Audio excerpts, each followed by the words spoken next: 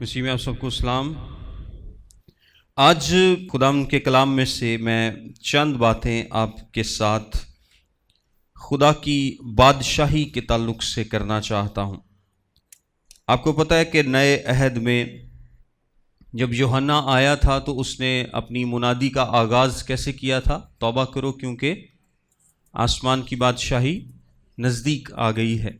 اسی طرح جب خداوند یسوع مسیح آئے تو انہوں نے کیا کہا؟ توبہ کرو کیونکہ آسمان کی بادشاہی نزدیک آ گئی ہے۔ اس کا مطلب ہے کہ کسی بادشاہی کو آنا تھا اور اب وہ آ چکی ہے۔ آسمان کی بادشاہی کا کانسیپٹ نئے عہد نامے میں بہت زیادہ پریولنٹ ہے، بہت زیادہ اس کا ذکر کیا جاتا ہے، لیکن اکثر ہم کنفیوز ہوتے ہیں اس ٹرم کو لے کر کہ اس کا ایکچولی مطلب کیا ہے۔ تو میں چاہتا ہوں کہ ہم آج اس کے مطلب کو سمجھ سکیں، although کہ یہ بہت لمبا پیغام ہو سکتا ہے، لیکن ہم اس کو مختصراً دیکھیں گے کہ آسمان کی بادشاہی کیا ہے۔ متی کی انجیل میں تقریباً آسمان کی بادشاہی کی اصطلاح جو ہے وہ 32 دفعہ استعمال کی گئی ہے۔ کتنی دفعہ؟ 32 دفعہ۔ یسوع مسیح نے بارہا اس اصطلاح کو استعمال کیا۔ پھر اگر آپ مرکس، لوکا اور یوحنا کی اناجیل دیکھیں تو اس میں آسمان کی بادشاہی کی جگہ کیا لکھا ہے؟ خدا کی بادشاہی۔ کیا لکھا ہے؟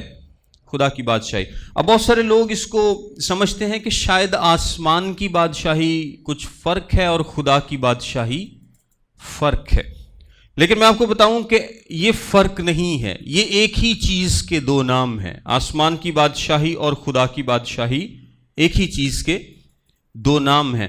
اکثر ہوتا یہ ہے کہ ہم کبھی آسمان کی بادشاہی کہتے ہیں، کبھی خدا کی بادشاہی کہتے ہیں، ہم اکثر یہ لفظ استعمال کرتے ہیں اور یہ دونوں کا ایک ہی مطلب ہے۔ متی کی جو آڈینس ہے وہ چونکہ یہودی ہے، متی نے جب اپنی انجیل لکھی تو اس کے پڑھنے والے کون تھے؟ یہودی تھے۔ متی کی انجیل کے پڑھنے والے یہودی تھے زیادہ تر، یعنی اس کی جو ڈائریکٹ آڈینس ہے وہ یہودی تھی۔ باقی تو جو اناجیل ہیں وہ تمام لوگوں کے لیے ہی لکھی گئی ہیں، لیکن جو ڈائریکٹ آڈینس تھی وہ متی کی انجیل کی یہودی لوگ تھے۔ سو یہودی لوگ، آپ کو پتہ ہے کہ خدا ڈائریکٹلی کہتے اور لکھتے نہیں تھے، یعنی جب وہ گاڈ بھی لکھیں گے نا، اگر آج بھی لکھیں تو وہ G-D ڈال دیتے ہیں، وہ گاڈ بھی نہیں لکھتے پورا، اور وہ خدا کا نام نہیں لیتے تھے، کیونکہ ان کا خیال تھا کہ جو حکم ملا ہے کہ تو خداوند اپنے خدا کا نام پاک ماننا، یہ شاید لکھنے سے یا نام لینے سے بھی ہم سے غلطی یا خطا ہو سکتی ہے۔ بہرحال یہ ان کا ایک اپنا نظریہ تھا، ایسی کوئی بات نہیں ہے نہ۔ ہاں، غلط انداز میں، غلط طریقے سے نام لینے سے ضرور ہے کہ ہم خداوند کے نام کی توہین کرتے ہیں۔ اکثر ہم اپنی غلط چیزوں کو صحیح ثابت کرنے کے لیے بیچ میں خدا کو لے آتے ہیں، اور بہت سارے کیسز ہیں جہاں پر ہم خدا کا نام ان وین استعمال کرتے ہیں، لیکن لکھنے سے توہین نہیں ہوتی کہ ہم کہیں کہ جب ہم خدا کا نام لکھیں گے یا لیں گے تو اس سے ڈر ہے کہ توہین ہو۔ بہرحال یہودی چونکہ خدا کا نام ڈائریکٹلی نہیں لیتے تھے، اس لیے وہ اکثر آسمان کہا کرتے تھے۔ وہ کیا کہتے تھے؟ آسمان، یعنی وہ آسمان کا ذکر کریں گے تو اس کا کیا مطلب ہے کہ وہ خدا کا ذکر کر رہے ہیں۔ وہ کہیں گے نا آسمان تمہیں دیکھ رہے ہیں، مثال کے طور پہ، تو اس کا کیا مطلب ہے کہ خدا، آسمان تمہیں دیکھ رہا ہے، یعنی خدا تمہیں دیکھ رہا ہے، یا آسمان کی بادشاہی مطلب خدا کی بادشاہی۔ سو پہلی بات جو ہم نے دیکھی وہ یہ ہے کہ آسمان کی بادشاہی لکھا جائے یا خدا کی بادشاہی لکھا جائے، یہ ایک ہی ٹرم ہے، ایک ہی اصطلاح ہے۔ میں ایک حوالہ آپ کے سامنے پڑھنا چاہوں گا، میرے ساتھ دیکھیں۔ زبور 103 اس کی 19 آیت لکھا ہے، خداوند نے اپنا تخت آسمان پر قائم کیا ہے، خداوند نے اپنا تخت آسمان پر قائم کیا ہے اور اس کی سلطنت سب پر مسلط ہے، آمین۔ یہ جو آیت میں نے آپ کے سامنے پڑھ کر سنائی ہے، یہ خدا کی یونیورسل کنگڈم کو ظاہر کرتی ہے۔ ہم آسمان کی بادشاہی کے کانسیپٹ کو سمجھنے جا رہے ہیں۔ اس کا مطلب یہ ہے کہ خدا کیا ہے؟ ایک بادشاہ ہے۔ خدا کیا ہے؟ ایک بادشاہ ہے، اور اس کی ایک بادشاہی ہے، اس کی ایک بادشاہی ہے، اور یہ جو اس کی بادشاہی ہے یہ کوئی فزیکل پلیس نہیں ہے. اکثر جب ہم بادشاہی کا ذکر کرتے ہیں نا تو ہمارے ذہن میں کیا ہوتا ہے؟ اگر میں کہوں کہ روس کا بادشاہ یا انگلینڈ کا بادشاہ یا فلاں کا بادشاہ یا کسی بھی ملک کا بادشاہ، تو اب تو بادشاہی نظام اس طرح سے نہیں ہے، لیکن جب ہوا کرتے تھے تو اس کا کیا مطلب ہوتا تھا کہ ایک خاص ٹیریٹری ہے، جورسڈکشن ہے، ایک علاقہ ہے جس کا ایک شخص بادشاہ ہے، اور اس کی بادشاہی جو ہے وہ صرف اس علاقے تک محدود ہے. جیسے ہی آپ انگلینڈ سے باہر نکلیں گے اس بادشاہ کا کوئی لینا دینا آپ سے نہیں ہوگا. جب بھی بادشاہ کا ہم نام لیتے ہیں ہمارے ذہن میں یہ کانسیپٹ ایک آتا ہے. لیکن جو خدا کی بادشاہی ہے اس کا جگہ کے ساتھ کوئی تعلق نہیں ہے، کیونکہ خدا کی بادشاہی کا جو ریلم ہے یہ لامحدود ہے. یہ کیا ہے؟ لامحدود ہے. اس کا کسی حد کے ساتھ، کسی جگہ کے ساتھ کوئی تعلق نہیں ہے. یعنی آپ یہ نہیں کہہ سکتے کہ خدا کی بادشاہی آسمان پر ہے یا خدا کی بادشاہی زمین پر ہے. خدا کی بادشاہی سب پر ہے، وہ سب پر بادشاہ ہے. اس کی مرضی کے بغیر کوئی کچھ نہیں کر سکتا. اب آپ کے ذہن میں سوال آئے گا کہ کیا جو شیطانی ریلم ہے یا ابلیسی ریلم ہے یا بدرواہ ہیں، کیا خدا ان پر بھی بادشاہ ہے؟ تو بالکل خدا ان پر بھی بادشاہ ہے. کلام مقدس میں کیا لکھا ہے کہ بدرواہ بھی یا شیاطین بھی کیا کرتے ہیں؟ خداوند سے تھر تھراتے ہیں، کیونکہ وہ جو آپریٹ کر رہے ہیں، جو شیاطین آپریٹ کر رہے ہیں یا جو اس کی بدرواہ آپریٹ کر رہی ہیں، وہ کس کی اجازت سے کر رہی ہیں؟ خدا کی اجازت سے کر رہی ہیں. خدا کی مرضی کے بغیر اس دنیا میں یا اس دنیا سے باہر یا روحانی عالم میں کہیں پر بھی کچھ بھی نہیں ہو سکتا. اس کی مرضی ہر جگہ پر لاگو ہوتی ہے. ہم اس کو آگے اور بھی تھوڑا سا سمجھتے ہیں. خداوند جو ہے اس کی جو سلطنت ہے وہ سب پر مسلط ہے اور وہ سب کی ججمنٹ کرے گا. بادشاہ کے پاس اختیار ہوتا نا کہ وہ کسی کی بھی عدالت کر سکتا ہے، ایسا ہے کہ نہیں؟ بادشاہ اختیار رکھتا ہے کہ وہ جب چاہے کسی کی بھی عدالت کر سکتا ہے. اسی طرح خدا بھی جب چاہے گا وہ عدالت کرے گا، اور اس عدالت میں انسان بھی شامل ہوں گے، شیاطین بھی شامل ہوں گے، تمام مخلوقات شامل ہوں گی، اور وہ سب کی عدالت کرے گا. تو عدالت تو تبھی کر سکتا ہے نا کہ اگر اس کے اختیار میں ہے سب کچھ. جب آپ کے اگر کوئی چیز اختیار میں ہی نہ ہو تو آپ اس کی عدالت نہیں کر سکتے، آپ اس کو سزا نہیں دے سکتے. یہاں پر پاکستان میں اگر میں رہتا ہوں تو انگلینڈ کا بادشاہ جو مرضی کرتا رہے وہ مجھے سزا نہیں دے سکتا، کیونکہ میں اس کی حدود میں نہیں آتا. لیکن خدا کی کوئی حد نہیں ہے، اس کی بادشاہی پوری دنیا پر مسلط ہے. میرے ساتھ ایک اور حوالہ دیکھیں، پہلا تواریخ اس کا 29واں باب اور اس کی 11ویں آیت. لکھا ہے، اے خداوند عظمت اور قدرت اور جلال اور غلبہ اور حشمت. دیکھیں، عظمت، قدرت، جلال، غلبہ اور حشمت تیرے ہی لیے ہیں، کیونکہ سب کچھ جو آسمان اور زمین میں ہے تیرا ہے. آمین. اے خداوند بادشاہی تیری ہے اور تو ہی بحیثیت سردار سبوں پر ممتاز ہے. تو ہی بحیثیت سردار سبوں پر ممتاز ہے. اور زبور 29 اس کی 10ویں آیت میں لکھا ہے، زبور 29 اس کی 10ویں آیت میں لکھا ہے، خداوند طوفان کے وقت تخت نشین تھا، بلکہ خداوند ہمیشہ تک تخت نشین ہے. آمین. یعنی خداوند ہمیشہ تک تخت نشین ہے، اس کی بادشاہی ہمیشہ کے لیے ہے، وہ کبھی ختم نہیں ہوگی، اور اس کے اختیار سے نہ کوئی انسان باہر ہے، نہ کوئی حکومت باہر ہے، اور نہ ہی کوئی اور مخلوق باہر ہے، بلکہ سب اس کے اختیار کے تحت میں آتے ہیں.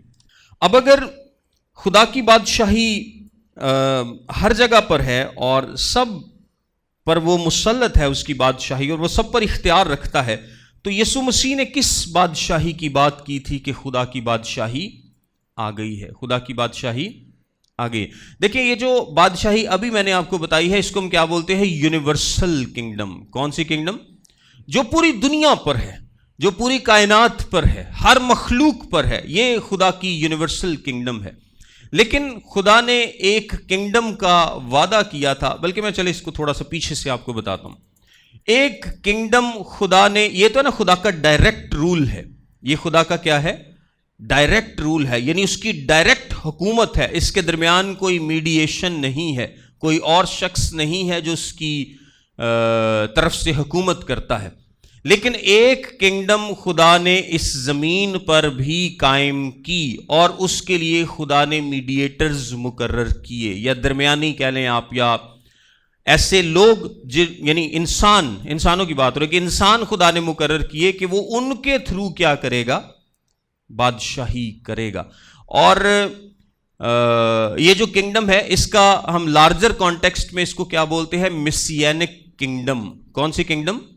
مسیانک کنگڈم. اس کے سٹیجز ہیں. میں انسانوں کی اس لیے بات کر رہا ہوں کیونکہ خدا نے پہلے کس کو اختیار دیا تھا؟ سب سے پہلے اختیار کس کو دیا گیا رول کرنے کا؟ آدم کو. مخلوقات پر رول کرنے کا اختیار سب سے پہلے کس کو ملا؟ آدم کو ملا. پھر آدم کے بعد گناہ آیا، کرپشن آئی. خیر، خدا اپنے لوگوں کے ذریعے اپنی جو بادشاہی ہے اس کو ظاہر کرتا رہا آہستہ آہستہ. پھر اس نے اسرائیل کو چنا. لیکن اصل میں جو بادشاہی آنا تھی وہ کون سی بادشاہی تھی؟ مسیانک کنگڈم تھی، مسیح کی کنگڈم تھی، جس کا وعدہ کیا گیا تھا کہ وہ اس زمین پر کیا ہوگی؟ قائم ہوگی. یعنی اب ہمارے پاس دو کنگڈمز ہو گئیں. ایک خدا کی یونیورسل کنگڈم ہے اور اس میں خدا کیسے رول کرتا ہے؟ ڈائریکٹ رول کرتا ہے. اور ایک کنگڈم ہو گئی جو اس دنیا پر قائم ہوگی، اور وہ کون سی کنگڈم ہوگی؟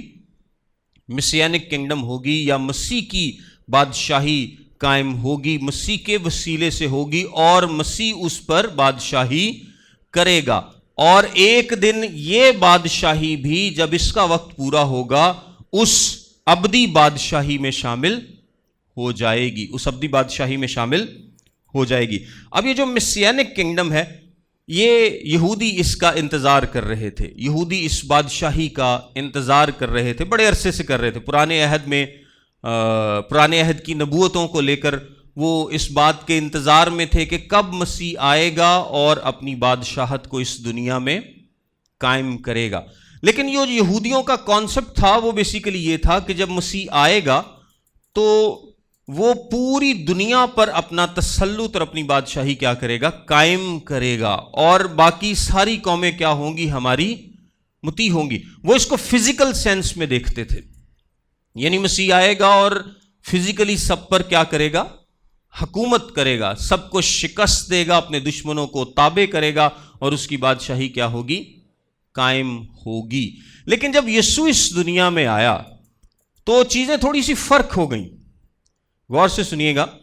جب یسوع اس دنیا میں آتا ہے اور یہودی لوگ یہ ایکسپیکٹ کر رہے ہیں کہ مسیح جب بھی آئے گا وہ ہمارے دشمنوں کو شکست دے گا اور ایک بادشاہی کو قائم کرے گا. لیکن جب یسوع اس دنیا میں آیا تو اس نے کہا بادشاہی تمہارے درمیان آ گئی ہے، بادشاہی تمہارے درمیان آ گئی ہے. بلکہ میرے ساتھ ایک حوالہ دیکھیں، لوکا کی انجیل، اس کا 17واں باب اور اس کی 21ویں آیت. دیکھا، اور لوگ یہ نہ کہیں گے کہ دیکھو یہاں ہے یا وہاں ہے، کیونکہ دیکھو خدا کی بادشاہی تمہارے درمیان ہے، تمہارے درمیان ہے. یسوع مسیح نے کہا کہ خدا کی بادشاہی آ چکی ہے، لیکن ان کو تو بادشاہی کہیں نظر نہیں آ رہی. یہودیوں کو بادشاہی نظر نہیں آ رہی. ہم نے ڈسکس کیا تھا کہ یوحنا بھی اسی بادشاہی کے انتظار میں تھا اور وہ سوچتا تھا کہ بادشاہی کہیں نظر نہیں آ رہی. ہم لوگ تو صدیوں سے اس بات کے انتظار میں ہیں کہ مسیح آئے گا اور اپنی بادشاہی کو قائم کرے گا. لیکن ہمیں یہ جو مسیانک کنگڈم ہے، جو مسیحائی بادشاہی ہے، یہ نظر نہیں آ رہی کہیں بھی. تو مسیح سے پوچھو کہ آنے والا تو ہی ہے یا ہم کسی اور کی راہ دیکھیں. یسوع مسیح نے بیسیکلی یہودیوں سے کیا کہا کہ میری بادشاہی اس دنیا کی نہیں ہے، میری بادشاہی اس دنیا کی نہیں ہے. اس کا مطلب ہے کہ ابھی جس بادشاہی کے آنے کا ذکر ہوا ہے وہ بادشاہی فرق ہے. وہ بادشاہی کیا ہے؟ فرق ہے. دیکھیں، ایک خدا کا یونیورسل رول، ساری دنیا پر بادشاہت، ابلیس پر بھی، روحانی ریلم پر بھی، ہر چیز پر اس کی ڈائریکٹ بادشاہت ہے. لیکن جب ہم مسیانک کنگڈم کی بات کرتے ہیں جس کی یہودی انتظار میں تھے، تو یسوع مسیح نے کیا کہا کہ میری بادشاہی آ چکی ہے لیکن اس دنیا کی نہیں ہے. اس کا کیا مطلب ہے کہ اس کی بادشاہی کس ریلم میں ہے؟ روحانی ریلم میں ہے. اس کی بادشاہی کس ریلم میں ہے؟ روحانی ریلم میں ہے، جسمانی ریلم میں نہیں ہے. لیکن کیا اس کی بادشاہی جسمانی ریلم میں آئے گی؟ بالکل آئے گی. کب آئے گی؟ جب وہ دوسری آمد پر آئے گا. جب وہ دوسری آمد پر آئے گا. یعنی جس بادشاہی کے انتظار میں یہودی بیٹھے ہیں، جس بادشاہی کے انتظار میں وہ مسیح کا انتظار کر رہے تھے، وہ بادشاہی آئے گی ضرور، لیکن کب آئے گی؟ اس کی دوسری آمد پر آئے گی. پہلی آمد پر جو اس کی بادشاہی اس دنیا میں آئی ہے، اس کا تعلق روحانیت سے ہے. اس کا تعلق روحانیت سے ہے. وہ روحانی ریلم میں ہے، وہ جسمانی ریلم میں نہیں ہے. لیکن ایک وقت آئے گا کہ یہ بادشاہی جسمانی بادشاہی بھی ہوگی، جب 1000 سال کے لیے مسیح اس دنیا پر بادشاہی کرے گا. آپ کو پتا نا کہ جب چرچ اٹھایا جائے گا اور اس کے بعد مصیبت کا دور ہے، اور اس کے بعد 1000 سال کی بادشاہی ہے جو کہ اس زمین پر ہوگی. وہ کہیں اور نہیں ہوگی بلکہ اس زمین پر ہوگی. جب نوح کا طوفان آیا تھا تو اس وقت زمین کی شکل بگڑ گئی تھی، زمین میں بہت ساری تبدیلیاں آ گئی تھیں. اور میں اگر آپ کو ایک انٹرسٹنگ بات بتاتا چلوں تو جب باغ عدن تھا تو اس میں لوگ گوشت خور نہیں تھے، لوگ گھاس، لوگ بھی اور جانور بھی. جو 2 لوگ ایسے وہ سارے کیا کرتے تھے؟ گھاس کھاتے تھے یا پودے کھاتے تھے. شیر بھی گھاس کھاتا تھا. وہ خون خار نہیں تھا، کوئی بھی جانور خون خار نہیں تھا. وہ ماحول ہی الگ تھا. اور یسایہ کی کتاب کے مطابق یہ ماحول دوبارہ واپس آئے گا. عدن والا ماحول کیا ہوگا؟ دوبارہ واپس آئے گا، جب شیر اور بکری کا بچہ جو ہے وہ اکٹھے چریں گے. کیونکہ یہ پہلے بھی چرتے رہے ہیں.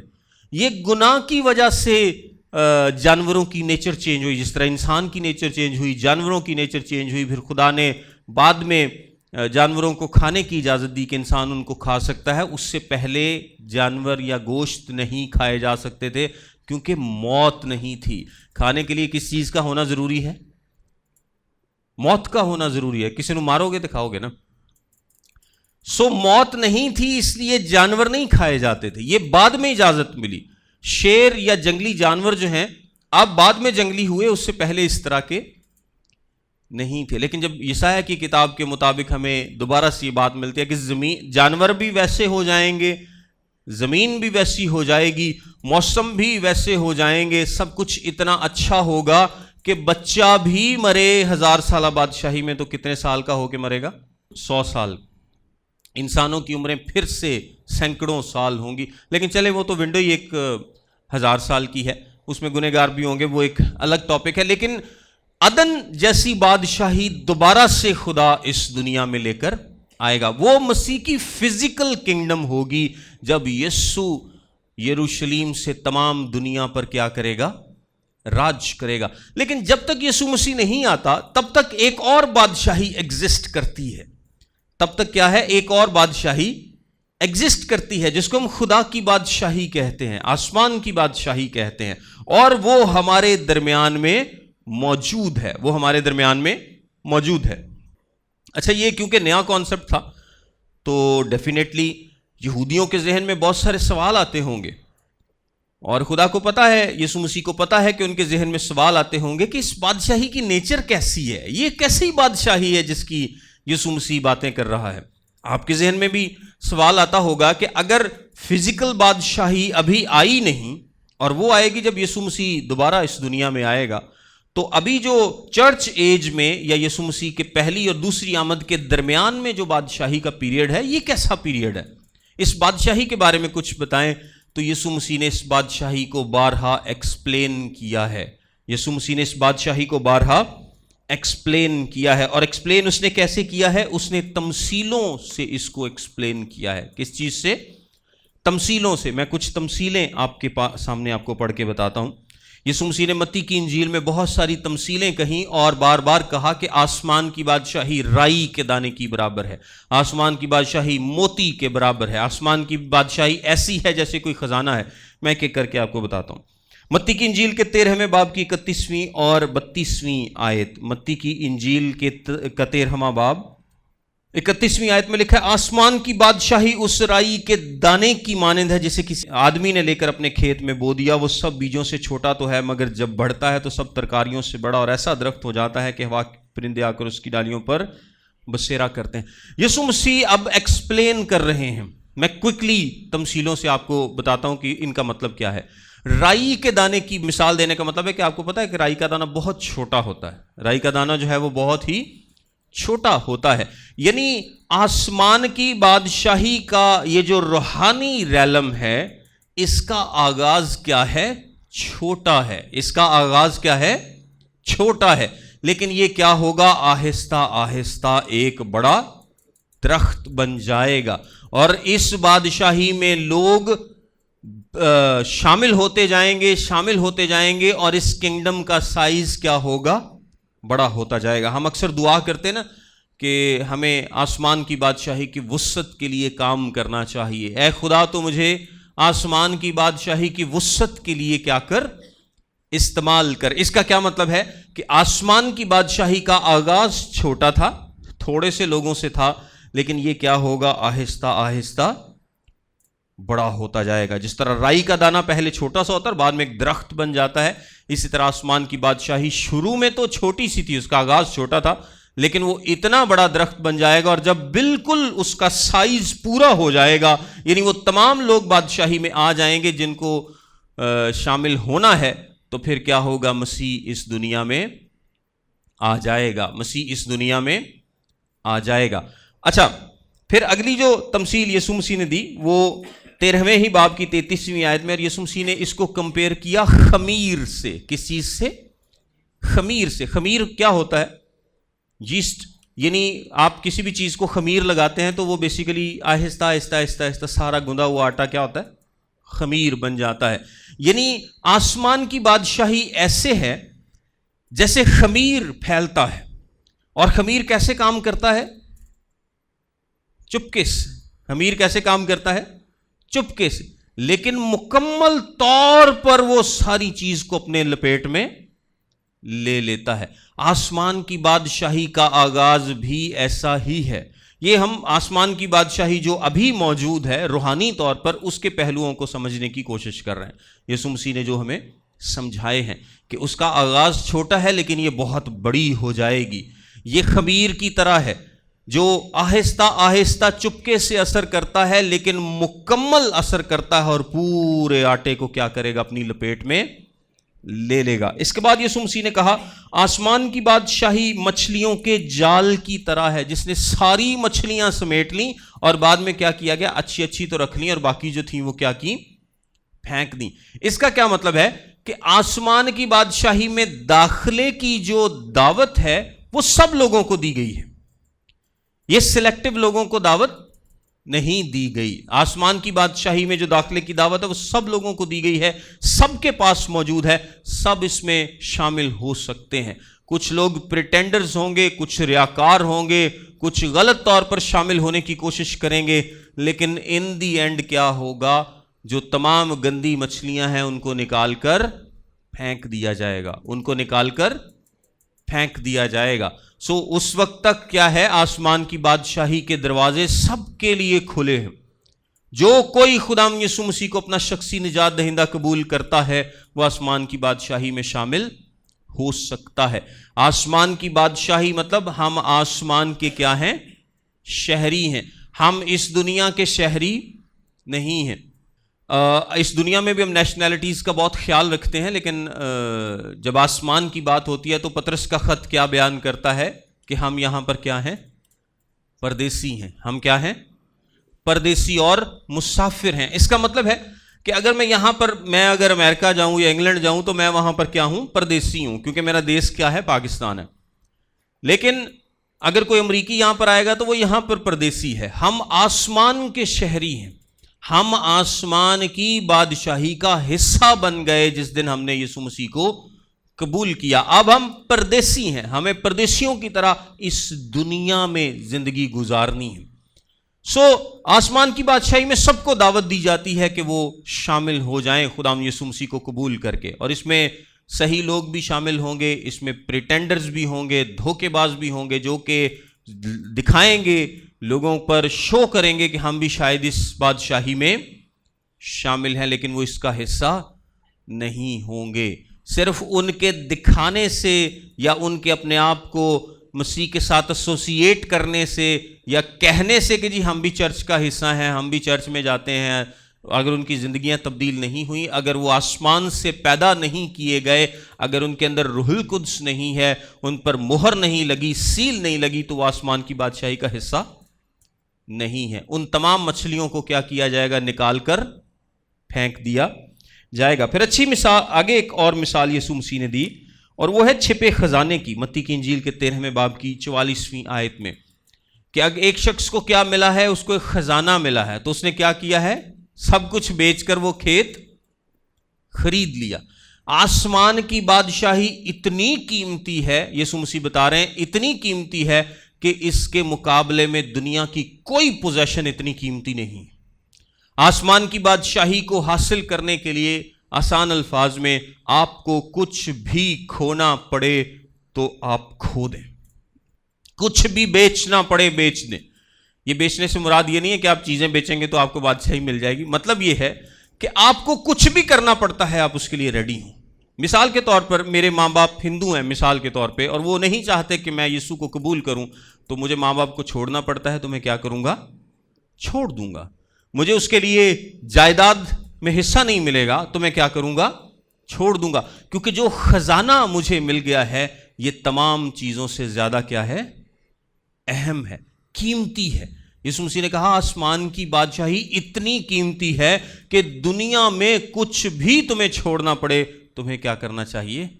چھوڑ دینا چاہیے، روحانی طور پر اس بادشاہی میں ابھی شامل ہونے کے لیے، کیونکہ جو روحانی طور پر ابھی شامل ہیں وہ کیا ہوں گے؟ جسمانی طور پر بھی شامل ہوں گے، اور بعد میں ابدی بادشاہی میں بھی شامل ہوں گے۔ سو اس کا آغاز ہو چکا، بادشاہی میں انٹری کا آغاز ہو چکا۔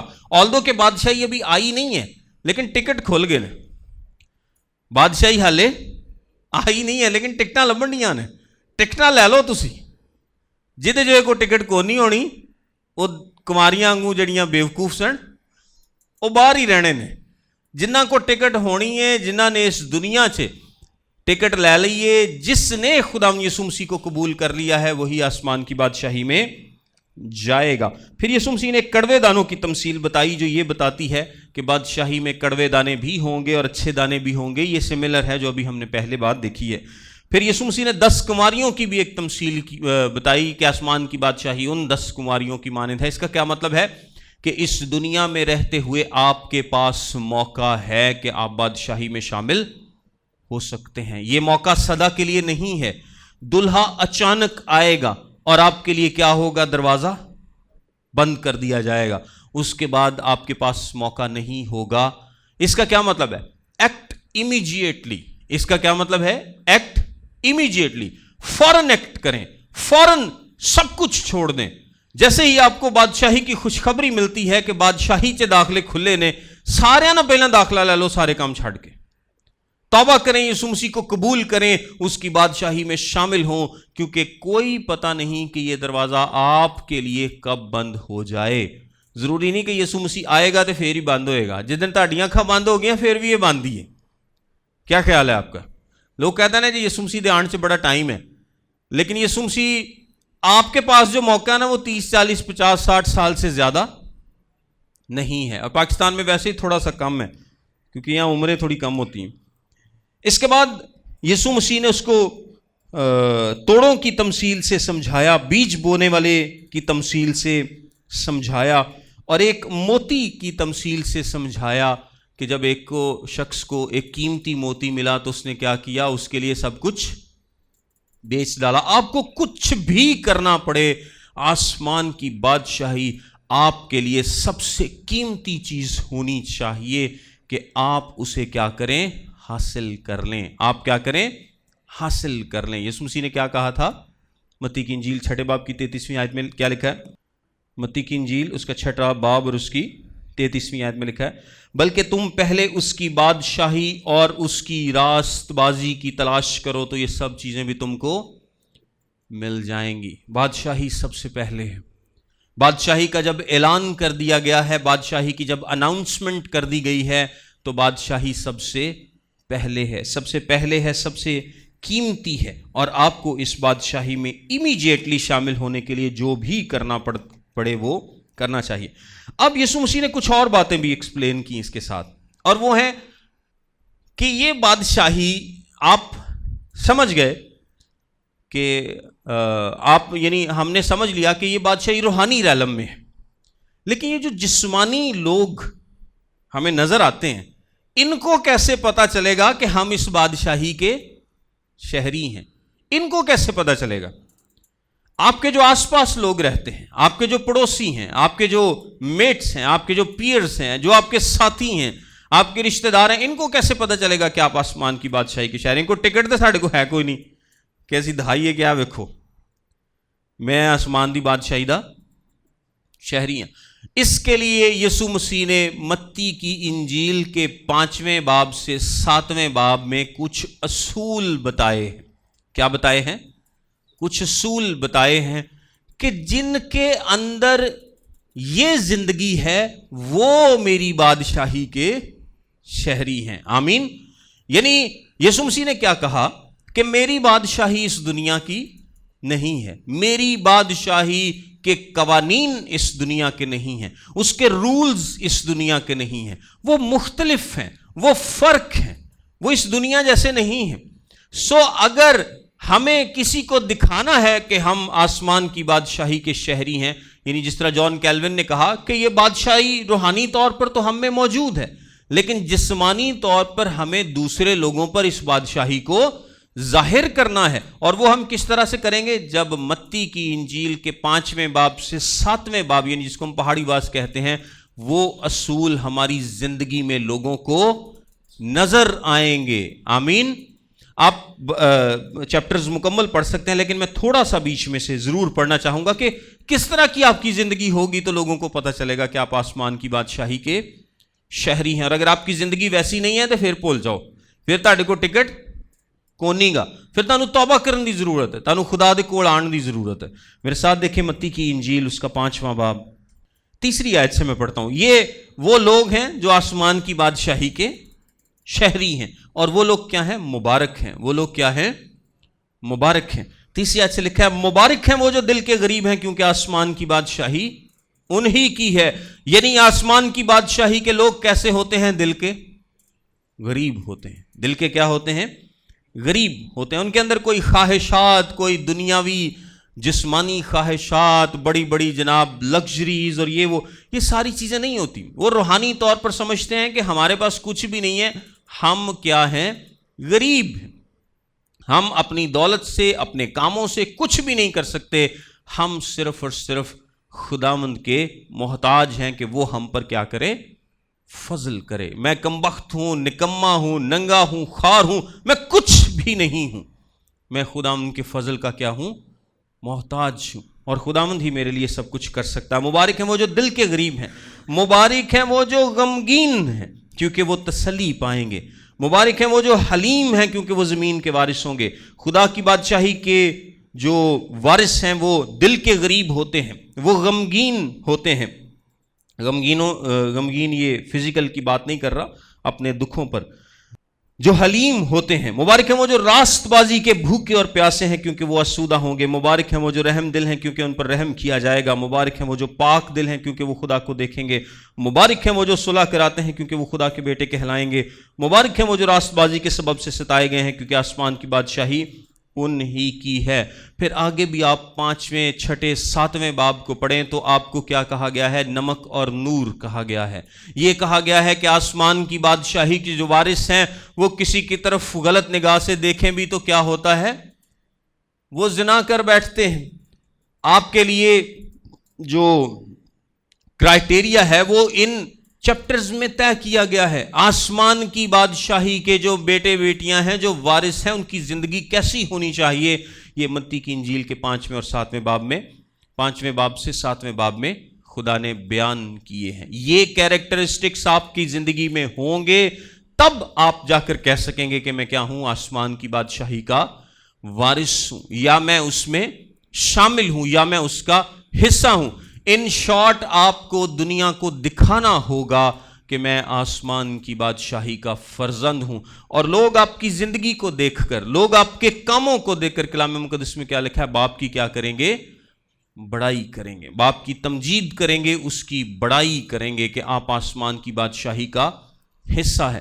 اب جتنے لوگوں نے اس کو قبول کر لیا اور اس بادشاہی کا حصہ بن گئے، یہ نہ صرف 1000 سالہ بادشاہی میں جلالی بدنوں کے ساتھ مسیح کے ساتھ حکمرانی کریں گے، بلکہ ہمیشہ کی بادشاہی میں بھی جائیں گے، ہمیشہ کی بادشاہی میں بھی جائیں گے۔ آپ کو پتا ہے کہ جب 1000 سالہ بادشاہی ہوگی تو جو لوگ زندہ ہوں گے وہ بھی اس میں شامل ہوں گے، بلکہ جتنے مقدسین ہیں پرانے اور نئے عہد کے، وہ سب بھی کیا ہوں گے؟ اپنے جلالی بدنوں میں اس میں شامل ہوں گے۔ یعنی ہم جتنے لوگ اس دنیا سے جا چکے ہوں گے، ہمیں جلالی بدن دیے جائیں گے اور ہم جلالی بدنوں میں اس بادشاہی میں شامل ہوں گے، اور وہی بادشاہی پھر ابدی بادشاہی میں تبدیل ہو جائے گی، اور خدا کا رول سب جگہ پر پھر سے قائم ہو جائے گا۔